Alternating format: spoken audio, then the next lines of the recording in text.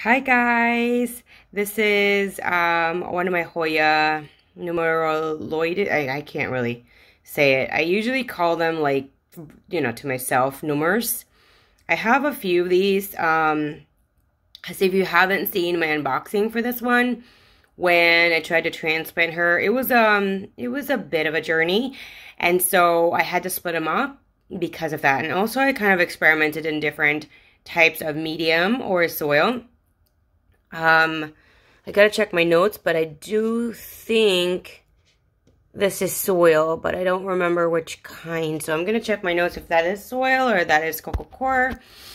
So, this one is, I'm gonna label her on the top, but I honestly didn't notice until right now when I was gonna water her that she has some flowers and they smell really good. So this one, I have like multiple plant rooms.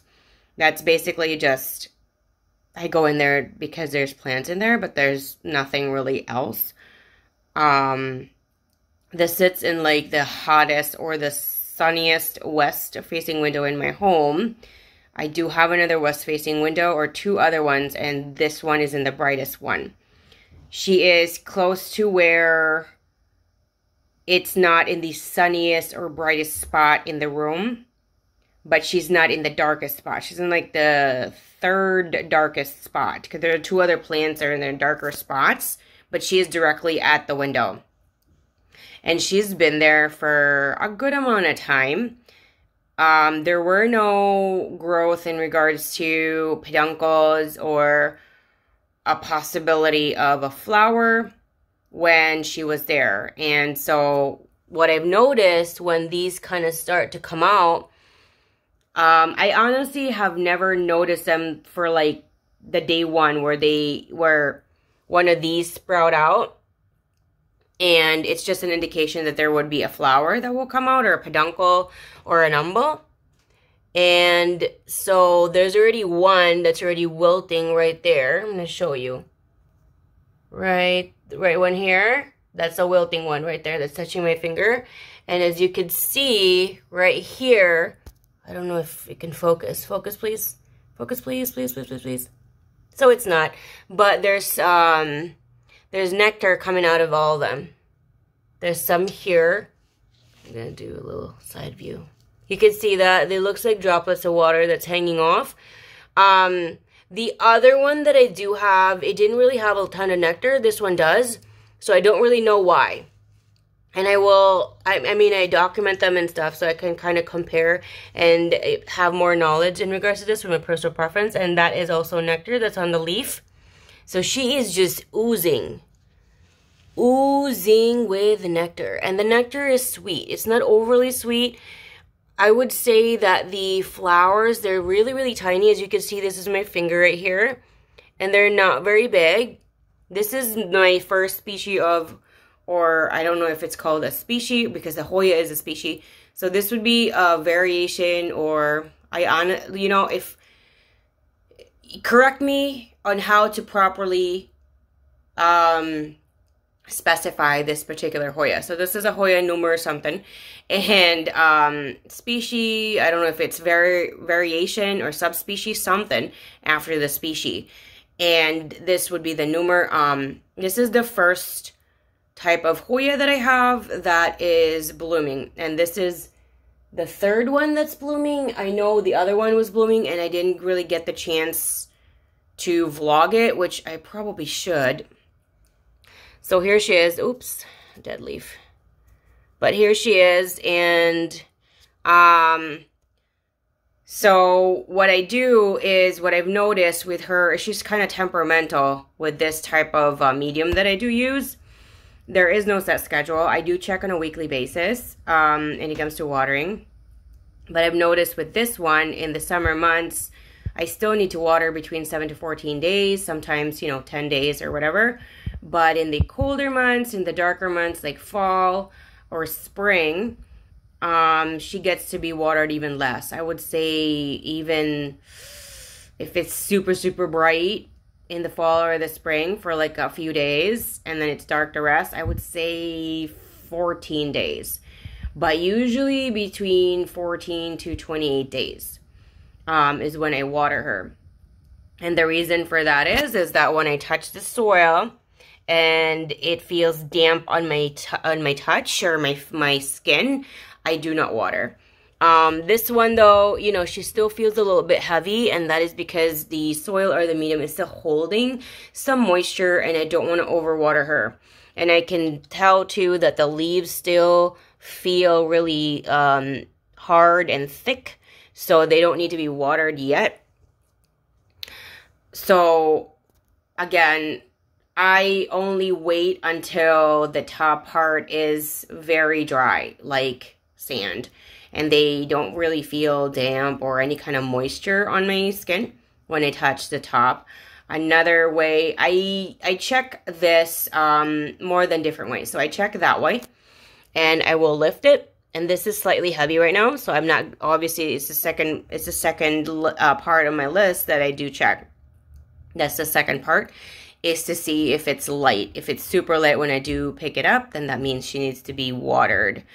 And the third is to check the leaves. Now this is just an old leaf that, yeah, it's dead.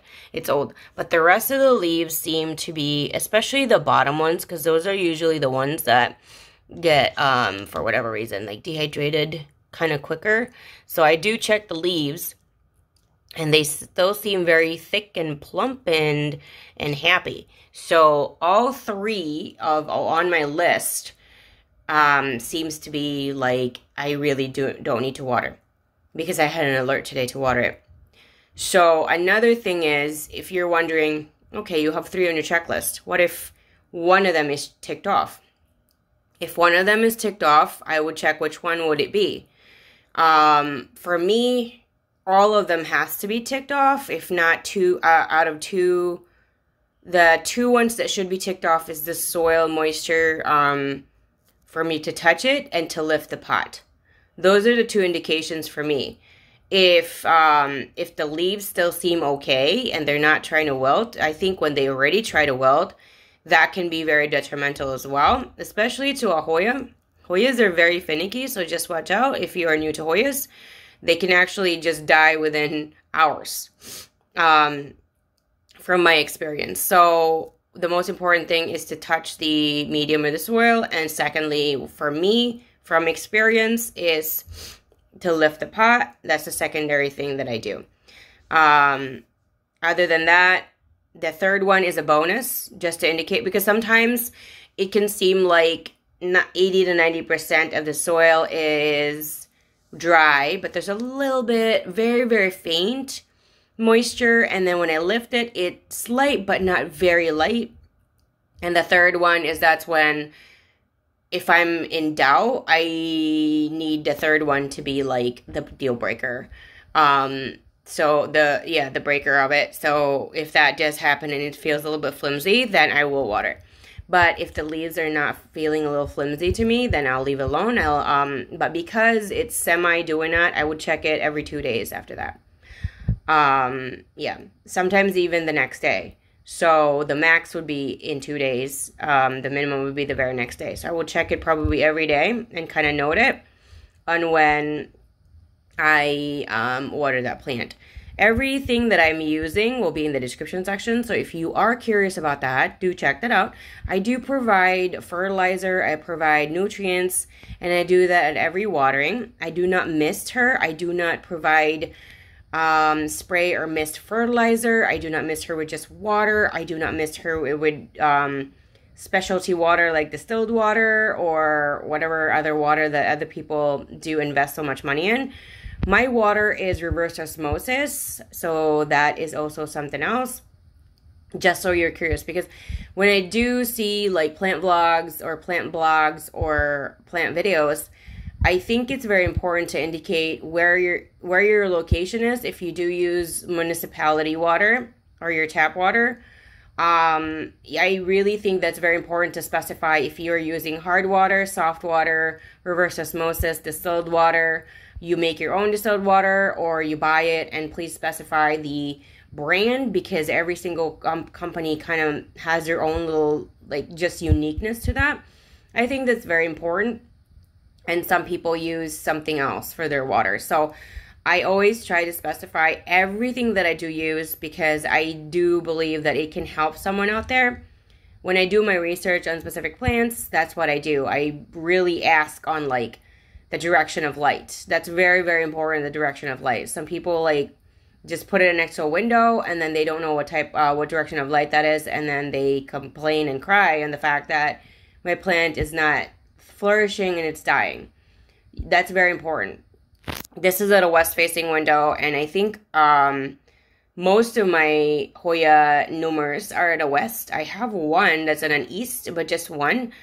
And they seem to be doing fine on each side. I have only west and east windows. I do not have a south-facing window. So I cannot tell you if this can work at a south-facing window, and if they will probably bloom better in a south-facing window. I've only had this plant, I would say, about a year. It could be less than that. It could be a little bit more. But if you have seen the previous vlog to this one for the unboxing and the part 1, then you can probably kind of see how old this plant is with me. When for me, this is one of the hardest Hoyas to really care for, because it breaks kind of easily. It's not very pliable. The tree, the petiole of it is kind of hard, and they break kind of easily. And that was my experience when I first got this baby. So be very careful, and even I was very careful, and they still broke off. That's why I was splitting them up, because a lot of it was breaking off when I was transplanting it. Because from where I got it, I always transplant it when I get in my home, because I don't know how old the soil they use. I don't know what type of soil they use, and sometimes they put in slow-release fertilizers, and some of those slow-release fertilizers, if not most of them, can actually cause cancer. So if I touch the soil and it contaminates all that, like your skin can absorb 60% of what it touches. So that's another thing that I always, get rid of the old soil unless I grew them myself from seed or from clippings. Because I know what I'm putting in, and I don't put in slow release fertilizers, and I'm very, very careful in the nutrients that I provide, and that they are not like carcinogenic, because who really wants that, right? So here she is. I'm going to do once over. I think before I put her in this particular pot, this was like from the old, from when I first got her. This is sun bleached. So this is not the prettiest Hoya when it gets sun bleached. It has like this it has this redness to it and some spots. So it's not the prettiest. And I've also noticed when it stains forever. Like these are not going to come off. I've tried to rub them off before, maybe not this particular one, but other ones. And sometimes they will come off, and sometimes the leaf will come off too. And they'll come back again the next day. Like it's a permanent stain. It's very difficult to clean, and I would say leave it alone, because cleaning it can actually damage it more. From my experience, they break. The leaf will break, the leaf will crack, so I just kind of leave it alone for now. And as you can see, the cleaner leaves are actually the new growth with me. Uh-oh. That nectar is delicious. The nectar just hit my finger. I just licked it off. So anyway, this is what she looks like. This one got a little bit too dry. Or burnt. One of the two. I think it's dry. When it like crisp like that, that's dry. So this one was kind of like probably in the summer. Got a combination of a little bit too hot in the sun. And could have missed one day of watering. Oh yeah. Also another tip, if you are new to Hoyas, there's another one I should have pruned out. Another tip to Hoyas is that every single Hoya is not the same. There are some Hoyas that are a little bit more hardier, like this one, and there are some Hoyas that actually will die within a few hours. So, just because you're doing really, really well, this is based on my experience, and I'm kind of voicing out what I'm telling myself. Just because you feel very comfortable with the Hoya australis, the Hoya carnosus, those are really the easier ones, and the Hoya pubicalyx, doesn't mean when you get a lacunosa, a bella, that is also going to be very easy. For me, those are my my dead kids. So yeah, it's painful to talk about because I wanted them so much, because supposedly those are very, very prolific bloomers, and I just wanted to see a Hoya flower. Honestly, because I have so many different numerous around the house, after the first two that bloomed, I'm kind of like, I get excited. I mean, with this one, obviously, I got excited. But I don't look at them every day, and I don't really expect much from my other Hoyas anymore. Before, I used to, oh my God, I used to do so many experiments and trial and errors, and just get disappointed that I don't get any blooms. But now I'm like, I see the blooms. I think I'm good. I think after that one, and it did get me very, very excited. And I let my son taste some of the nectar, and he loved it, and he loved looking at the flowers. What I could say is that this one, and there's another Nummular plant in this particular room that's also blooming currently, is when I come into the room I think is 10 by 12. 10 feet by 12 feet, I think, or it could have been 13 feet, I'm not sure. So it's not the biggest room. It's a bedroom, kind of. Well, it's technically a bedroom if you are trying to describe it to sell a house or to buy a house. It's technically a bedroom. But no one's really living in there except for my plants. And what I can tell you is that when you go in, even when you're at the door frame, you can smell the flowers. And these are at the other end of the room. So, but I can't smell them in the hallway, and I can't smell them outside of the room, or in a different room or somewhere else. But when you go in there, I can smell them. It's not the strongest. And when my face is about a foot away, or I can smell it, but it's not overly potent. Let me see if I could describe the smell. Smell is sweet, like a floral sweet, not white floral, not yellow floral, like a colorful floral, like a pink or purple, like a blue floral kind of. There's always like either a white floral, a yellow floral. Those are distinct smells, and then the rest of the floral. And this is more of like the general floral. It's not the yellow, it's not the white. And I would say the strength between 1 to 10, 10 being the strongest, I would say this is about a 4. It's not too much and it's not too faint. And the floral is a little bit sweet, but not overly sweet. So this is it. This is my Hoya. And this is the first time she has bloomed for me. And she has, let's see, how many peduncles? 1, 2, 3, 4, 5, 6. So 6 peduncles and umbels. I think those are what it's called. Again, I'm no expert with Hoyas. I'm very, very new to them. I've only started to have Hoyas about 2 years. So if you want to give me, educate me and include me in regards to more information and what they're really called, I do confuse umbels and peduncles. That I can admit. They don't grow like other plants that just has a bud. They don't grow like that. I have never seen this in the before the opening phase. I've never seen it like that. I've only seen this particular plant like this. This is the first time I've seen all this, like I said. And like I said, this one is also being watered like 1 to 2 times in a month, because she doesn't really require very much watering. And so here she is. So I didn't really notice. So here she is. And if you guys have any questions, anything to do with this particular plant, let me know down in the comment section below. I love hearing from you guys all the time. Thank you guys so much for the love and support. It means so much when I read your guys' comments, and it's just so beautiful and supportive, and just all the love. It's just, you guys are wonderful, beautiful people. And thank you so much for the love and support. And before I go, I think that's a potential flower right there. Yeah, it won't. Please focus. Let's see. Oh no. It's just not going to focus. It's just not going to focus. No. Yeah, so that's a potential flower right there.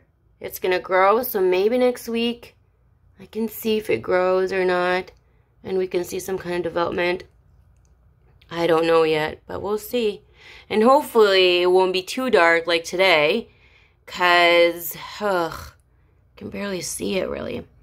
But here she is, and thank you again, so guys, for the love and support. I love you guys so much.